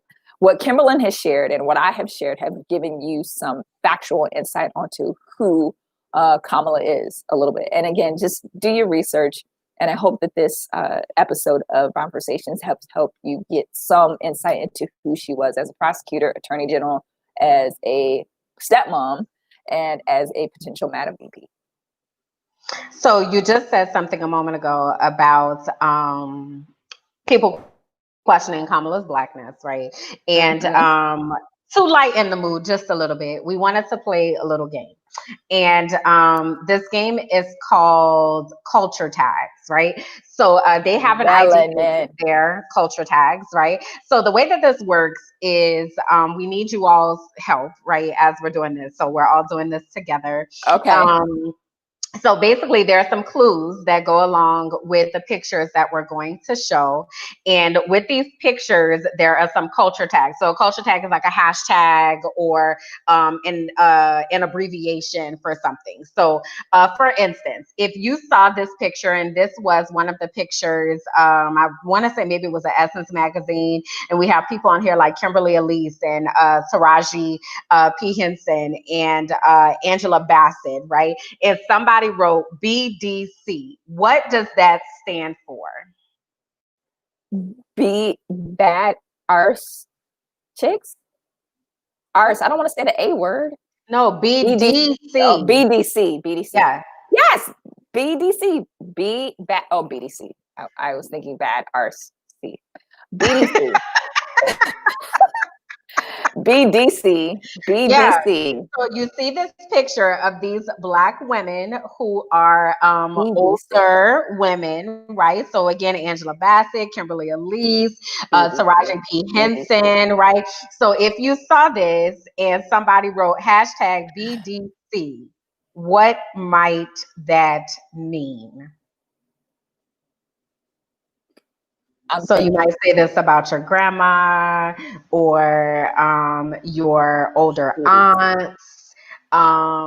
We might say this if we are using Alicia Keys' skincare products. Speak to the gods. I don't know. Let me think. I know it's not the right letters, but I'm like. Good guess, Lola. So the first word is black. The first word is Black Diva Club. Ooh, I like that, Nicole. Black Diva Club. That's not it, though. This is a common saying that we say as Black women, right? There you go. Lovely Faith got it. Black don't crack. Black don't crack. Okay? Very good. Go, Lovely Faith. Give yourself 1 point. All right? Okay, so we got a few more. All right. So the next one. So you actually said this during the show earlier, Sab, that you did. I don't know if you know that you said it, but this is something that Issa Rae said. She had an interview during the Emmys, and she said this. Am I guessing, or are we waiting for the community to guess?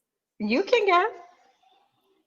I'm rooting for everybody Black. Yes, I'm rooting for everybody Black. Okay, all right. So that's that how was this so works. easy. I know. Well, you had already said it, right? I put the easy ones first. Okay. Gosh, gotta throw you something, right? Okay, so here we go. Let's see how quickly we can get these. All right, so this one should be easy, y'all. You are having a baby, and this is a common question that people would ask you when you are having a baby. Oh, okay. I got it, but I'm gonna wait for our community. Okay, so community, y'all type it in. What do you think this is? First one to get it, you get spirit fingers. But people really type this in the comments when you're trying. This the new shorthand. Yes, so Aisha got it. You having a boy or a girl? Right? Can I just say Sierra filmed a video 2 days before she gave birth. I just want to put that out there. Sierra, yes. Okay, all right. Here's another one. All right. So I am notorious for doing this. Face. Okay, I'm notorious for doing this. So this is if somebody sent you a text message, email, phone call, right? And you were really ignoring them, right? But you know, like after a day or two, like you have to get back with them. So you might say this. I'm horrible at this. So anybody I've done this to, here we are. I'll do better. Yeah, Aisha is on it today. She is having two already. No, well, so it might be, so I'm just now seeing this, or sorry, I'm just now seeing this, right? I'm horrible at this. Horrible. I do it all the time. Okay, so this is in the category mamas, right? So you're a kid, you just sit down, right? You get comfortable in your room and your mama call you from the next room to do this. What is she asking you to do?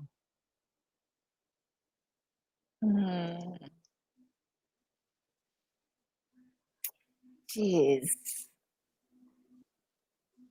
Gosh.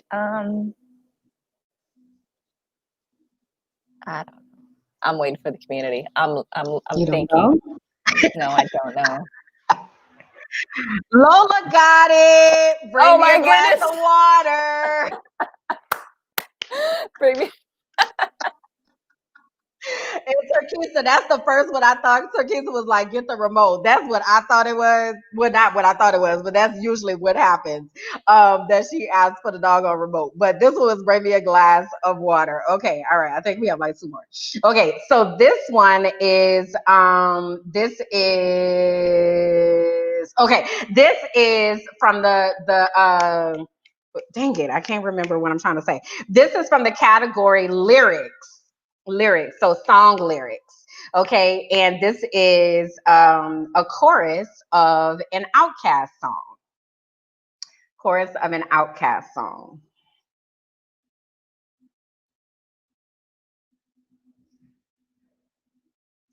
What y'all got? Sab, I don't know what happened, girl. You disappeared. This is the chorus. Oh, there you are. This is the chorus of an Outkast song. Okay, who's got it? Who's got it? Who's got it?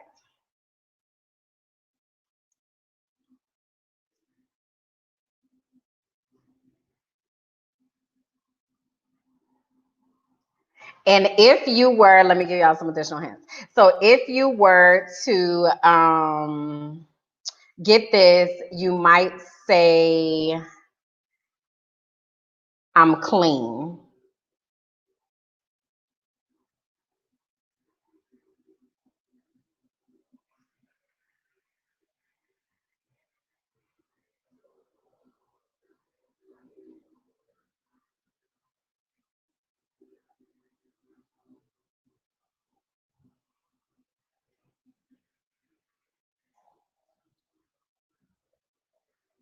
You quit. Don't quit, Annalise. Don't quit.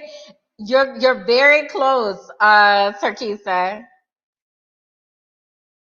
But you gotta do the whole thing.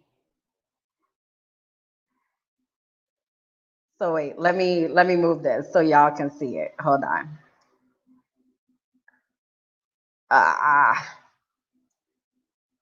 You got nothing? Really? Oh my gosh, y'all were doing so well. So who was close? Turkisa was close. So this is Ain't Nobody Dope as Me. I'm just so fresh, so clean. Who uses all those letters to say that one thing? See, Desiree got it. Go Desiree. Ain't nobody so best me. I'm just so fresh, so fresh, so clean. So all right. I like that. This is the last one. Okay. So this is what a pastor might say in church, right? He might say when folks are silent in church. What might the pastor say?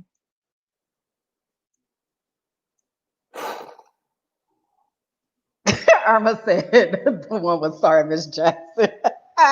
That was not it. I hate that song, by the way. In church, something a pastor might say. So the pastor is preaching and the church is quiet. Ain't nobody saying nothing. What might I don't see a beef for building fund, so okay.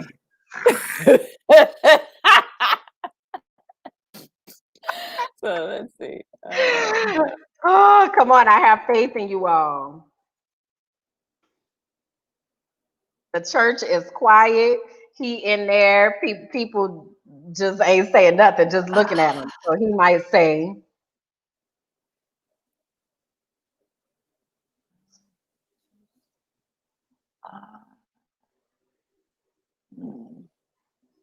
you're close, Lola. You're close.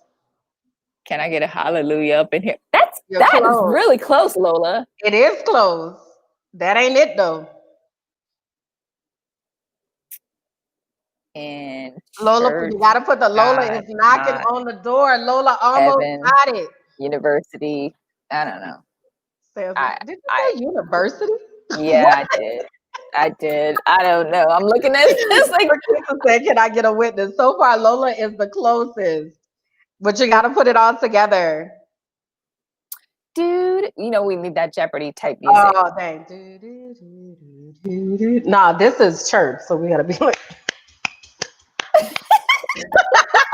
So Lola got it, and then Lovely Faith came. What was it at the end? I can't get no help in here. I can't get no help in here.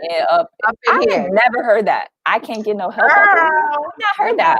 Saying that all the time, child. When the people be quiet, they be like, "I can't get no help up in here," right? So anyway, so this game is called Culture Tags. It is an actual game that you all can get. So some of y'all's black cards need to be revoked. I'm just saying. And this, I forgot about this one. Oh, this is the last one for real. Okay, so this is Black Mamas. So you out here getting flipped with your mama, and you might have cursed in front of her, or you might have said something flip, and then your mama said this. Oh, I know what it is. You got it this time? Yes, I got it. So you want your point? I got it. I'm not one of your little friends. That's it. I'm not one of your little friends. Okay. So yeah, some of y'all, we need to get y'all need to get this game so that you can get your brown card, black card back. Okay, because yeah. All right. So at any rate,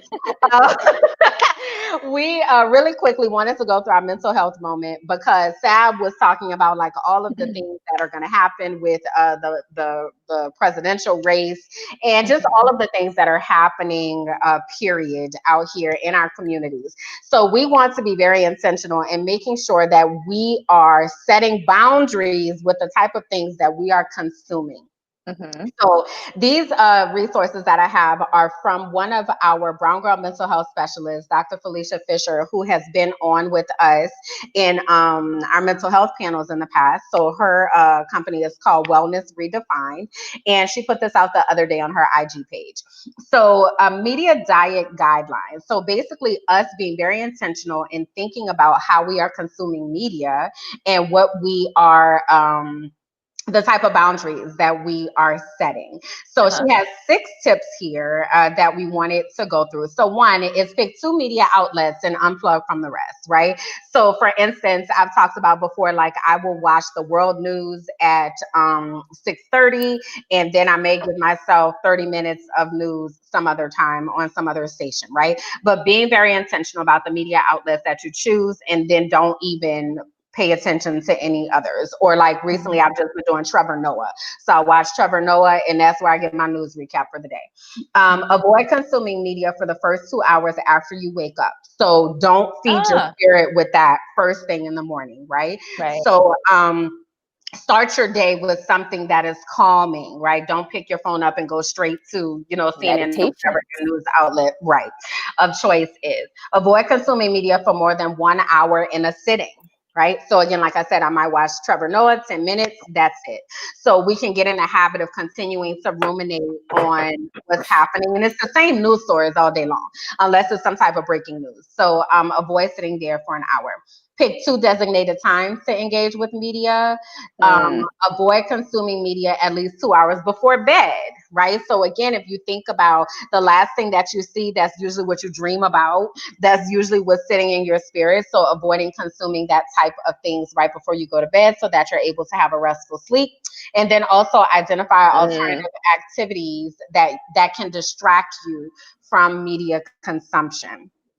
So these are good. These are really good. I know. I was like, I'm talking to myself here. I really was selfish in picking this because I was like, girl, you need to do that. But, these are some guidelines. So what she also has over on her page is a worksheet. So in this worksheet, you are able to actually plan out those things. So those 6 points. So what are those 2 media outlets that you're going to consume? What you can consume media between the hours of what and what? When is it going to start? When is it going to end? And then what are the activities that you can do besides consuming in media? And then making a commitment to yourself about what you're doing, right? So making that commitment statement and saying, okay, I'm going to hold to this. So our challenge to all of you is that you will commit to this and really make it a point, because it's really important for us to be intentional about the media that we consume and the types of things that we let resonate within our spirits, so that we are able to have a peaceful spirit and not clog our systems with all types of things. Sab, you disappeared on me again. Where are you? Oh my God. I can hear you though, but I can't see you anymore. Okay, I'm gonna reload. Okay, I'm like, what happened? Like, Sab just disappeared. Boy, these internets. So again, let me go ahead and put it on the screen for you all so that you are able to go over to her page and check this out. It is at Wellness over on IG at Wellness. That's not how you spell that. At Wellness Redefined. So again, Dr. Felicia Fisher. So go over to her page and check that out. It's one of her latest posts that she made, so that we can all together make sure we're setting those intentional boundaries. All right, Sab, you want to go ahead and do our beautiful brown girl spot? Yes, certainly. So I apologize if I am butchering this woman's name, because her name is Judith Batty, and she is the first Black woman CEO. She's the first Black woman to helm the Girl Scouts of America. And it's either Beatty or Batty, so I apologize. But we wanted to just talk about her just because she is, I'm looking at my notes for her. But yeah, she's the first Black woman to helm the Girl Scouts of America. She is a graduate. So she's been a member of the Girl Scouts since 2014, where she first served as an executive committee member of the International Commissioner. She is interim because she's replacing some interim. She's still CEO, but she's actually replacing someone who just recently stepped down. But she's not new to the whole leadership thing. She served as a executive at ExxonMobil for quite some time, and she is a lawyer. She 30 years actually at in the corporate field at ExxonMobil. So she's the first woman and first Black woman to serve as general counsel at ExxonMobil in Japan. So basically, she's not new to this, she's true to this. So it's really cool to see someone of her stature helming an organization like this. And while I'm really excited for her and really excited to see this, I am tired of seeing these first black Adrian took those words out of your mouth. But somebody's got to be the first, right? So until we infiltrate every single arena of life, somebody's got to be the first. So shout out to her, because definitely when I think about Girl Scouts, I don't think about Black people. So hopefully she'll be able to change that. I don't. Sorry. No, sorry. That she is an inspiration to tens of thousands of Black Girl Scouts and to millions of girls nationwide who aspire to be lawyers, nonprofit and business leaders, and leaders of all kinds. So, Kimberland, were you ever a Girl Scout? No. I was a Girl Scout. Anybody? Were you? I was. I did not. That wasn't a thing that we did in New Orleans. Really, not Black people. That's why I said when I think about Girl Scouts, I think about white people. I don't think about. I did it through my church, predominantly Black church. So, yeah. Nice. Well, hopefully, she will bring the faces of a lot of Black little girls to the forefront because, I know. And True Beverly Hills was one of my favorite movies with Shelley Long, and like the Black girl that was in that movie was like the anomaly. So that wasn't a thing in my reality. So wow, so many of you all. So there are quite a few of you all that were Girl Scouts. So that's pretty cool. Wow, there are quite a few. Wow. Okay. Yeah. That wasn't my reality. So I mean, you buy the Girl Scout cookies every year, right? No. You don't buy the cookies? What? No. You don't buy the mint thins? I'm gonna say again. So Girl Scouts in my world was something that white people did. It was. But do you? Okay. Well, Kimberland, do you at least buy the cookies? No, I don't think because Girl Scouts. No. Blasphemous. Like Girl Scout cookies is a cultural thing. Like everybody seemingly buys Girl Scout cookies every year. I forget what time of year it is.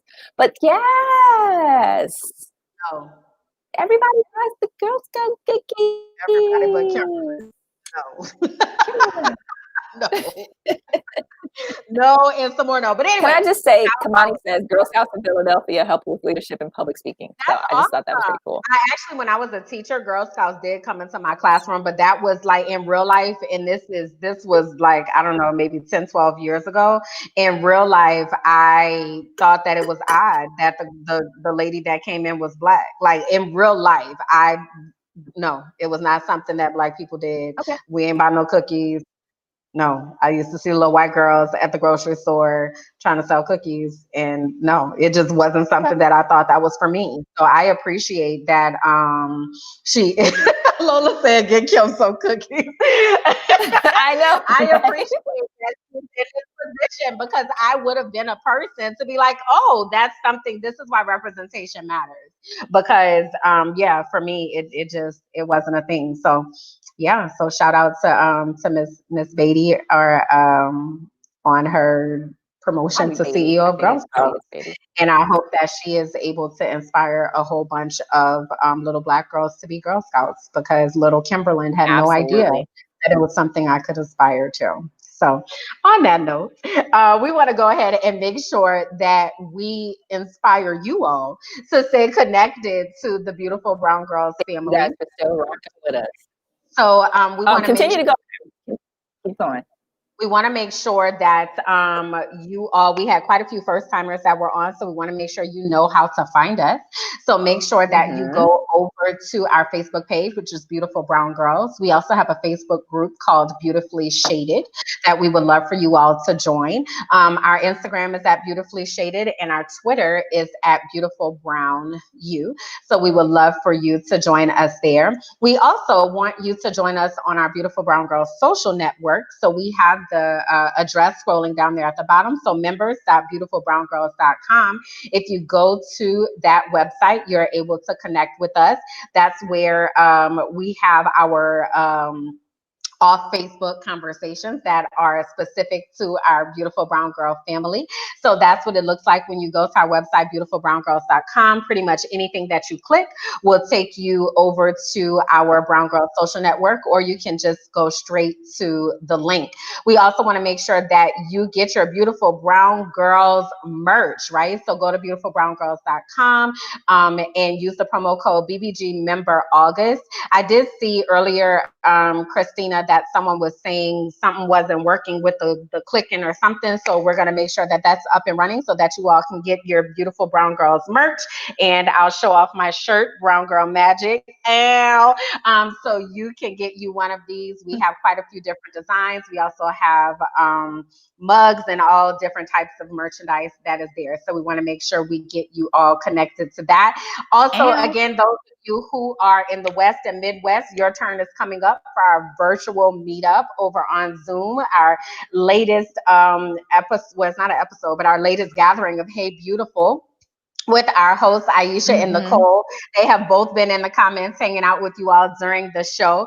So we want to make sure that you connect with them on August 23rd at 1 p.m. Pacific Standard Time. So that is your time to really get to know the people that are in your area and really get to know them on a deeper level so that we can get some type of community going virtually. So having said all of that, Sab, will you please tell the people where they can find you?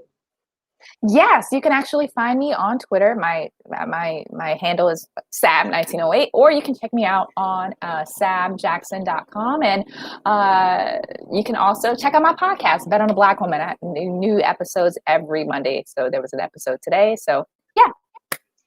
Awesome. And you can find me over on Instagram at Kimberland J. You can find me on Facebook at Kimberland Jackson or on my website at KimberlandJackson.com. And again, y'all, I'm in the middle of pre-sales for my new devotional project that I have called One Day at a Time. So if you go to my website, KimberlandJackson.com, when you go straight to it, you see the book that is there. So I would love your support if any of you all are looking for a devotional, 365 days of inspiration, declarations, affirmations. Like, it is the bomb. So I'm really excited to be connected to it. So check that out. Yeah, we will see you all back here not next Monday, Monday after next. August 31st. We'll be back here on Facebook and YouTube at 8 p.m. Eastern Time. And as always, we are just so grateful for those of you all who are hanging out. We know the Brownversation doesn't stop here. So make sure, again, you go over to members.beautifulbrowngirls.com. Continue the Brownversation there. Tag your friends. Share the broadcast. We want to make sure that we get everybody connected who is meant to be connected to this beautiful Brown Girl family. We love y'all so much. Until next time, y'all.